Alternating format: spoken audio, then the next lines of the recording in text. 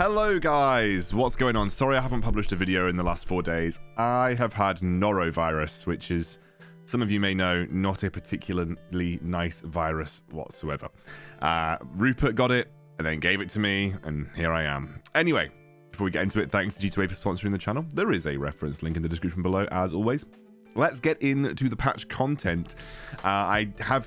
I saw that they accidentally put the patch live on iOS. Now, I don't know whether that was an App Store issue or whether a Riot issue it themselves, but they have reverted it. My impression is that it didn't go live on Google Play. It might have been an App Store issue in terms of, you know, incorrectly timing when the update was due to go live. They very quickly rectified it anyway. I can imagine someone over in LA very early in the morning was like, oh shit, the patch has gone live. Anyway, let's take a look at the changes coming up. First one is Brand. Brand is a new champion coming. He's a really interesting one to add. You know, I would have always thought that Riot would probably try and add champions that were classically popular in League of Legends into wildrift, just because that would be the obvious thing to do. Like, you add the popular champions because they're the ones that you're going to get more likely people to play. I never really struck me as Brand being like an extremely popular champion. I think he's got a really outdated kit. Like, I'll talk about it when he goes live, but I really feel like Brand's got this really outdated kit that it's just, I don't know, just doesn't really... I've never felt that Brand is super engaging to play. However, he has a certain power fantasy or a certain playstyle fantasy that I don't think many other characters fulfill right now, which is literally that mage that hurls fireballs. There isn't anybody in wildrift that does that, so it's a specific type of fantasy that Brand fulfills, so I get why he's probably being included.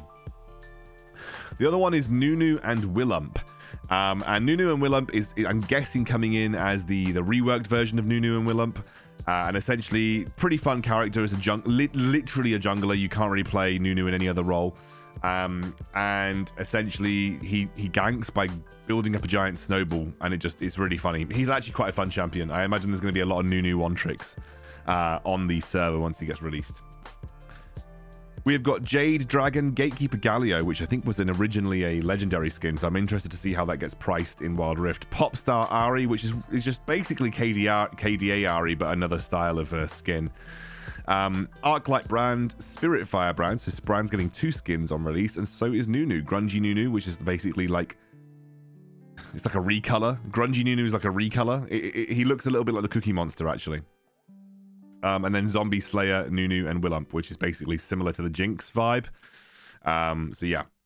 Accessories. You can earn or purchase accessories from a bunch of different sources. Okay, cool. These are some cool, like, that's a cool one. I love that little icon there. Very cool little icon. Cool. Frost and Flame. Cool. It's just an event. I don't get excited about events, guys. I know you guys might get excited about events, but I don't get that excited about events. It's not really my thing. What I get excited about is champion changes. Let's take a look at this. Ari. The Ninetales Fox is getting a small bug fix that will affect her power levels slightly, but don't get your tails in a bunch. We don't expect her to need compensation due to some other items being shifted. Movement speed will now properly decay over time. So basically, when Ari used her second ability, Foxfire, she wasn't getting a movement speed decay. She was basically zooming really bloody fast. So yeah, it's not gonna, I don't think it's going to change Ari's position. Like, she's always going to be a solid solo queue. You're already seeing her quite a lot in professional. Like in the Origin series, we saw loads of Ari, mainly because she preys on poor vision and she's very good at making picks.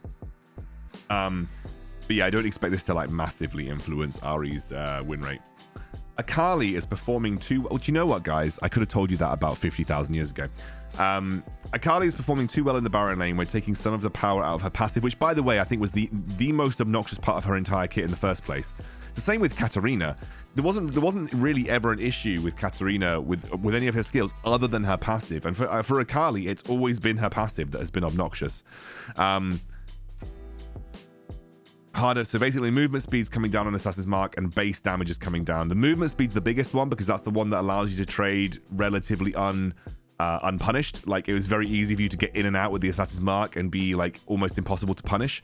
The base damage coming down by 12 in the early game is actually a pretty significant amount, and 40 in the late game is really nice. Do I think that this is going to make Akali not ban worthy? Difficult to tell. I think one of the reasons that they might be making this nerf is because Akali in high elo especially is just constantly banned. Like I think she might be one of the most banned champions in the entire game. So I'm imagining they're kind of having to tone down her power level because no one's letting her get played. But the problem with banning is it's all about community sentiment towards a particular pick. I think this was the most problematic part of her kit, so I'm glad that they're changing it. Do I think it's going to make her unplayable? That's difficult to tell. Probably not. I still think Akali will remain strong because she fits a particular type of champion that we don't get to see, or rather we don't have enough of in the game. Like she's kind of like a very good AD carry assassinator, which is, you know, there aren't as many champions that do that right now, at least as effectively as Akali does. So yeah, I think this was the most problematic part of the kit, and I think it's the best thing to nerf. We'll have to see whether that affects her power levels significantly, or whether she will just, as community hates playing against Akali in general, continue to see her get nerfed. Oh, sorry, banned. Akshan is currently all bark and no bite, particularly with crit builds. We're bringing up his baseline damage output and giving him some crit scaling. So the Avenger Rang base damage is going up in the late game, but not actually changing much in the early game. Heroic swings. Shots can now critically strike for 150% damage. That sounds pretty nutty. Comeuppance. Damage per tick is increased by crit chance up to 50% at 100% crit. Plus 12.5% AD to 80, 100, 120, plus 50% AD plus 1.5. Okay. So, crit Akshan builds. This could actually make him really strong. I think they've been obviously struggling to make Akshan feel good in Wild Rift, and this could be, especially with the fact that there are basically right now in the meta, I know there are some item changes which I'm going to talk about later, but right now in the meta, crit AD items are kind of superior. Like there are I don't think there are many good lethality and non-crit AD items in the meta right now. And so therefore Akshan, I think, was kind of struggling and was kind of getting fallen to the wayside compared to, I think, people like Lucian. And I also think this might make him much more viable, especially given how much insane mobility. But you've got to remember that Akshan has an incredibly high skill cap, in my opinion. So all these changes can be they're very dangerous because they could suddenly become OP for like the really good Akshan players, but like bad Akshan players might not be able to really understand or even feel these changes to a great extent. But any kind of crit increase or options of build paths I'll always welcome. So I like the fact that we're opening up build paths for Akshan because it might make him a little bit more viable in mid, because right now he's completely outclassed by Lucian. Gragas is too powerful. I'm ill, guys. I'm still feeling a bit ill, so I can't bother to read. His armor per level is going down by 5, like across the board. So he's getting 5 armor reduction at level 15. His base damage on barrel roll is coming down in the early game, and the slow percentage is coming down in the early game and really across the board, so 10% all ranks. And Drunken Rage cooldown is going up by 0.5 seconds. So essentially, their base damage, this is all just basically telling me that tank Gragas is still a little bit too problematic. You know, they're not affecting any scalings, they're not changing any scalings, it's all about base damage and cooldowns, which to me makes me feel like tank Gragas is still being something that's problematic in the Baron lane. I don't expect this to massively impact AP Gragas, which I think was... In fact, I don't really expect it to massively impact tank Gragas. Like 0.5 seconds isn't really a huge deal, especially when you're building some ability haste in your kit. And then like 15 base damage. I mean, if you're playing into a melee matchup, you never max to barrel roll anyway. So 15 damage might feel like a lot, but in the grand scheme of things, it might not make a huge difference. The slow percentage is the thing that really hurts tank Gragas, though. That's what gave him some utility despite not playing AP. And so that, I think the slow percentage is the biggest nerf overall to Gragas on this patch. Do I think Gragas will still be good? Yeah, I think Gragas will still be good. He's still beefy. He still gets really good value out of items. And he's a very safe pick. Like I think one of the things that makes Gragas a good pick in the meta is just like how safe he is. Like you can blind pick in Baron lane, and there aren't many bad matchups barring Fiora that Gragas can get too badly wrong. And even Fiora you can play super safe into. So that's why I think Gragas will remain good. He's just a safe pick in the Baron lane. If you're blinding a Baron laner, like Gragas is up there as like the #1 blind Baron laner that you can go for. Katarina's getting a nerf to base damage, base health rather. She's coming down to 570. It just means she's going to struggle into the matchups that she already struggled into. So like Zed's going to hurt her a bit more. Pantheons, some ranged matchups. Just trying to tone down Katarina's early game. But to be completely frank with you, Katarina's early game has never really been the issue in my opinion. The problem with Katarina is, and it's always been the case with Katarina, and it kind of comes back to her ultimate. and the fact that she can actually move on Wild Rift and kind of, you know, just slightly reposition in the middle of that very, very vulnerable time for her, is the fact that it doesn't matter about her early game. Most Katarinas are not going to engage in trades before level 5. Katarina, frankly, is not a champion before level 5. And so this doesn't make a huge amount of difference because, yeah, okay, you might get punished more, you might die, you may maybe die. Some bad Katarina players may end up feeling the hit here and dying more quickly, but good Katarina players in general are not going to get anywhere close to trading with people before level 5. And then they're going to wait for their opportunity to pounce on a team fight. And because Wild Rift is so chaotic and so team fight centric, you know, Katarina's got plenty of opportunities to either find her way back into the game or just, you know, quickly take over a game. It's why I actually ban Katarina more than I ban Akali, because the problem is that Katarina, especially with her moving ultimate, is so well suited to the meta of Wild Rift compared to traditional League. She scales up so quickly that the part of her game in PC League that's weak is a very short time period in Wild Rift. And so she just suits Wild Rift meta so well that it doesn't matter about her laning phase, it doesn't matter about her early game. Katarinas are not looking to get ahead in the laning phase, they never have been. Katarinas are looking to prey on disorganized team fights, which frankly there are a lot of in Wild Rift. And so that's why I've always felt that Katarina's strong. I don't think there's something that you can change about Katarina to make that different. But the fact that she can move a little bit in her ultimate just means that she's able to negotiate and get that extra little bit of damage off in teamfights looking for the resets. And I just think that Katarina as a kit really works well with what Wild Rift's meta is actually like. We have got some beefy Kennen changes. Thundering Shuriken base damage is up at all ranks. Electrical Surge on hit damage is going up by... So if you max Electrical Surge, you're getting increased percentage of bonus AD for the on-hit bonus damage. That's pretty insane, actually. That's actually really, really insane. AD Kennen is going to be interesting. I don't know whether you can play AD carry Kennen. Maybe you can, but AD Kennen top lane, which was never really previously viable, sounds like it could be actually viable, and they're increasing the AP ratio on it as well. So it's going to mean that AP Kennen's getting some love. And Lightning Rush is getting some bonus attack speed attached to it when he comes out of Lightning Rush as well. So my god, AD Kennen, everyone, watch out for it. I'm going to be interested to see which builds would work with AD Kennen, especially that we've got a lot of crit builds that might work quite nicely. Solari Charge Blade is another interesting item that could work well with Kennen. Wit's End, Blade of the Ruined King. He's very much an on-hit type build. But that's AD Kennen could be coming to the top lane near you, and I expect that to be very viable given these changes and given the current crop of popular Baron laners. Like, AD Kennen is pretty solid into a lot of the more annoying Baron laners. Although I will say, traditionally AD Kennen's good into Fiora, but because Fiora's lunge range is really, really long, just letting you know that, Riot, if you're watching. Fiora's lunge range is too obnoxiously long. Actually, Fiora's got a pretty solid matchup into Kennen. And the fact that you can just riposte his ultimate. Anyway, AD Kennen, I'm expecting to see it. Kha'Zix, base health regen's coming down. Taste Their Fear, base damage is coming down. And his healing from Void Spikes. So they're basically trying to limit his sustain in the jungle by reducing his base health regen and also his Void Spikes healing. And then just trying to reduce the amount of damage he does with his first ability. Basically, I think that what they probably felt is that on his clear, he was coming into ganks way too healthy, and then he was snowballing too hard as well, you know, based off having really strong isolate or base damage on the first ability. I think it's warranted. I think Kha'Zix probably was the most dominant solo queue jungler. This just makes him a little bit more vulnerable to some of the stronger dueling junglers.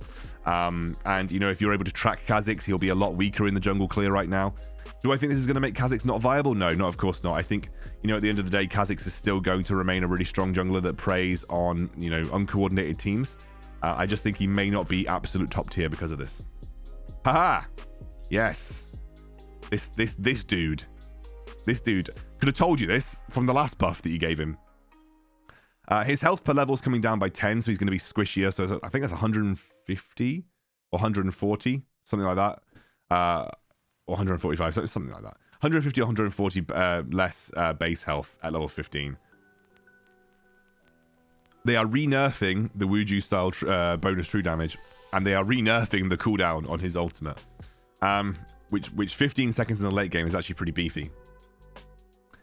Well, I'll talk about it in a moment. I don't think this kills the Yi. I think, you know, the items right now in the meta are still really strong.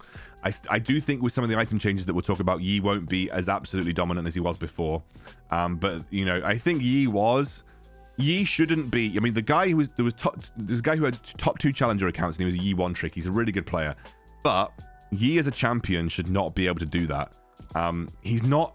I would say that Yi, when he's fed, is not a particularly interactive champion to play against. You have to be actually quite coordinated to deal with him, and that can be difficult, especially at lower elos. And probably what you saw was happening is that at lower elos, he was doing well, and actually he was doing quite well in high elo as well.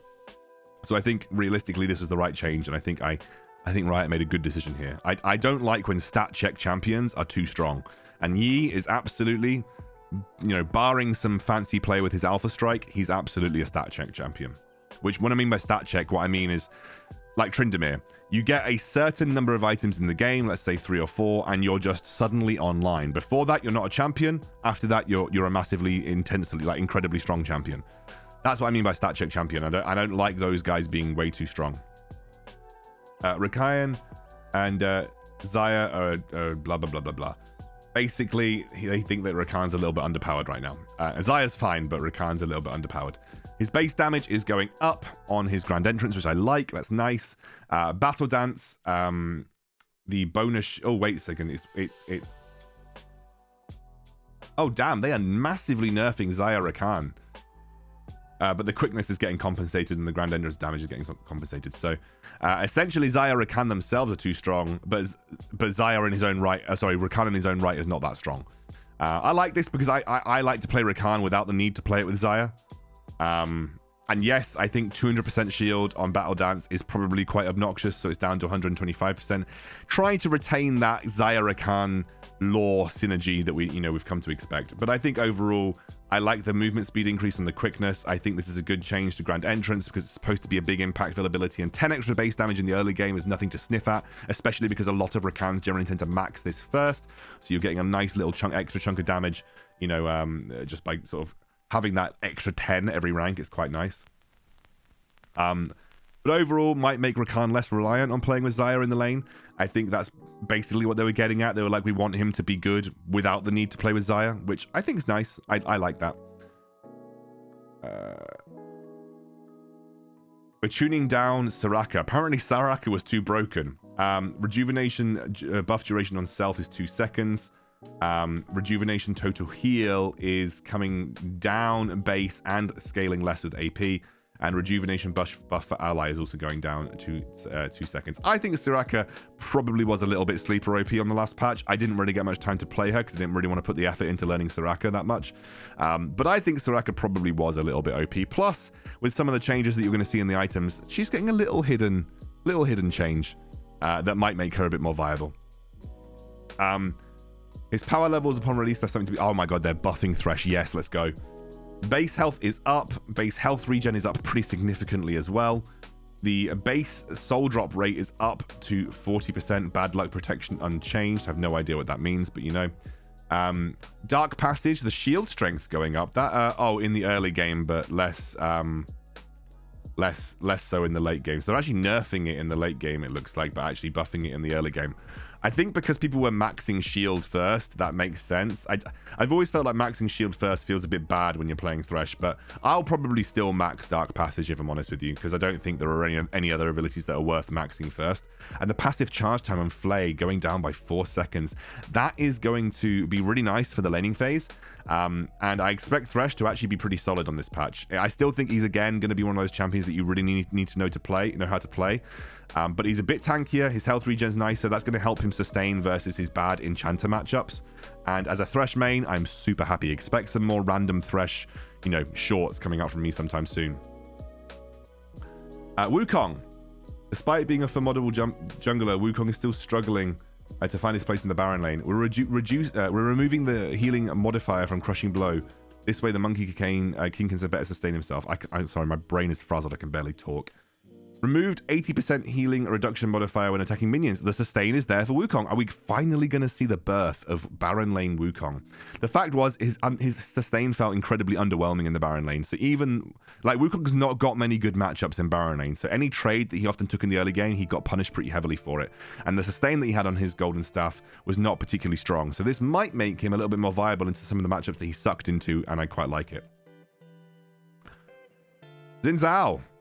Doom on Doom. I'm the Doom. Sad because both his mains have got nerfed. Base armor coming down, base health. He was pretty strong in the jungle. He's sustained pretty heavily. Some base stat nerfs will affect his clear and the health that he has in his clear. Not expecting huge changes to, you know, Xin Zhao's kind of mid game with this. I still think his mid game is going to be pretty strong. I do still expect to see Xin Zhao to see play. End of the day, this is now bringing Xin Zhao and Kha'Zix in line with every other jungler, realistically. The only other jungler that's kind of escaping this is Lee Sin, but he is a very high skill cap jungler. And even at high elo, he probably doesn't have a great win rate because he's still a super high skill cap jungler, even at high elo. I think most high elo junglers will see these changes to Ka and Xin and say, well, I'm back. I guess I'm back to Lee Sin duty. But I still expect, I think this has brought them in line with some of the other junglers in the meta right now. Rather than, you know, making anything extremely OP because of this, I think that you're now going to have a good crop of junglers that are all at that relative same power level. And I expect Xin Zhao in that place as well. Who cares about ARAM changes? Right. Item changes. Solari Charge Blade. Ability haste coming down by 10. The base damage is moving from true damage to magic damage, but it scales a bit better to compensate for the fact that you're going to have magic resistance to deal with. And the max damage is also going up by 30. So essentially, they're making it into a critical strike wit's end to an extent. Obviously without the attack speed or whatever, but you know, that on-hit magic damage is basically what you're getting from Solari Charge Blade. The fact that they're compensating by giving extra magic damage means that they are, you know, they're realizing that obviously that magic resist exists. So this is never actually going to be the damage that you deal. Obviously you'll always have to deal with base magic resists. So you're going to have at least, like, at minimum a 30% damage reduction to all of this magic damage. So you're probably looking at about in, like, if someone doesn't build any magic resist, it's probably in line with the true damage that you were dealing anyway. So if someone's not building any magic resist whatsoever, this is probably going to deal at its max the same amount of damage as magic damage, but obviously it's, you know, it can be compensated for by someone building magic resist. This is probably going to affect Yi. Like I said, this is going to be like a double whammy nerf to Yi. The ability haste coming down is pretty significant. That 10 ability haste is a decent amount, especially given that 25 is one of the higher ends of ability haste that we saw on items. I would still say that Solari Charge Blade allows you to get 50% crit with one item, so it's still going to be good. It's just not going to be ridiculous. But I expect anybody that used Solari Charge Blade is going to continue to use Solari Charge Blade. I don't think this massively changes their build paths, because it's still 50% crit on one item, and you can get 75% crit with 2 items in total.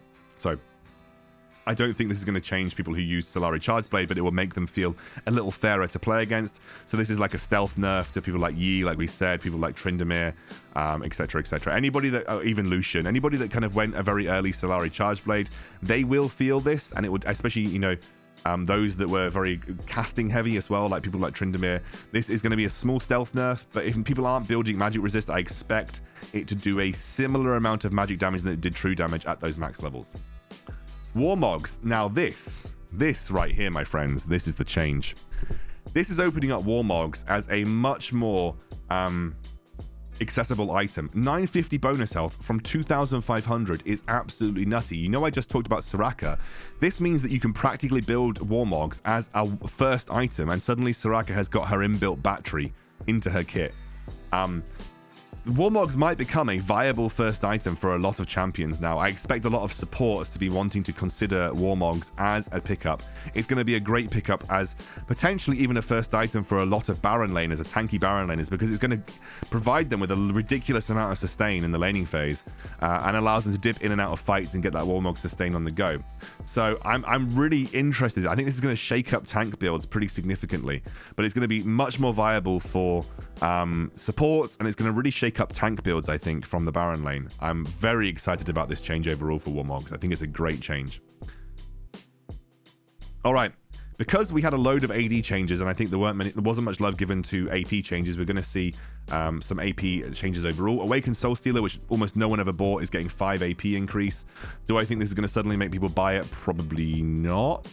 It's a bit of a risky item, I think, to go for very early on, especially if you're not having a great game.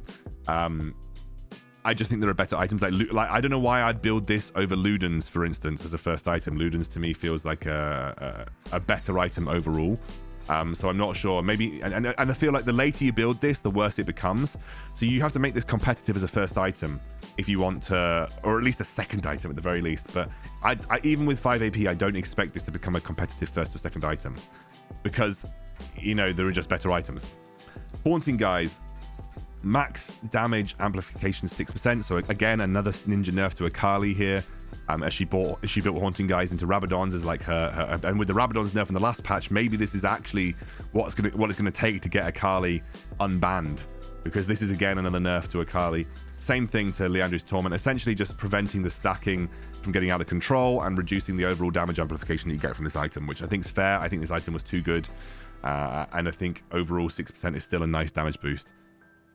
And Ludenzeka is getting a buff, so Ludenzeka is getting extra 10 ability haste and an extra 5 AP. And again, you know, I'm going to bring us back to that point. I'm not really sure why you would ever build Awakened Soul Stealer over Ludenzeka, realistically.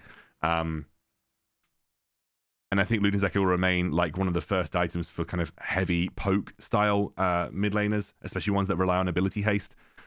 Maybe Ludenzeka into Awakened Soul Stealer, especially for ultimate reliant. You know, people you might like, it might be a build, but then you have Rod of Ages as well. So like the people that generally have these long ability cooldowns on the ultimate generally tend to also be like the Rod of Ages champions, like Galio and Twisted Fate. And so therefore, again, it's competing for that slot with Rod of Ages as well. I just don't really see why you would ever go Awakened Soul Stealer as a risky item as it is, when you could just go for a safe Ludenzeka or a safe Rod of Ages, you know. So 5 AP is nice, but I don't think it's going to be a deal breaker. Font of Life. It has been very strong with Rod of Ages supports, I can tell you that. And I think they're adjusting that, especially with the influx of heavy AP builds with the Staff of Flowing Water as well, to make it so that you get slightly less healing from high AP builds, whilst still retaining the value for those builds that kind of go for the health. I still think it will be the go-to rune, realistically. I still think it's just very strong.